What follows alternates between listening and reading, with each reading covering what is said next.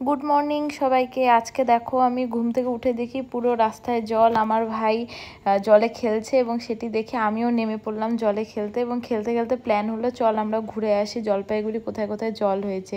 তো তোমরা দেখো আমরা বাইক করে বেরিয়ে গেছি এবং নদীর দেখো জলগুলা কিভাবে রাস্তায় উঠে আসছে। এবং তোমরাও দেখো এটা আমার স্কুল, যেটা হচ্ছে যার পাশে এত জল। এবং তারপর আমরা চলে গেলাম তিনজনে মিলে স্পারে। তো সেখানে গিয়ে যেটা আশা করছিলাম অনেক জলে, সেটা জল যেহেতু দেখতে পাইনি, তো ফেরার পথে স্পারের মন্দিরে একটু প্রণাম করে নিয়ে আমরা চলে এলাম আরেক জায়গায়। তো সেখানে গিয়েও জল পেলাম না, এবং শেষমেশ দেখলাম আমার বাড়ির পাশের নদীতেই এত জল, আর আমরা 14 দুনিয়া ঘুরে বেড়াচ্ছিলাম জলের জন্য।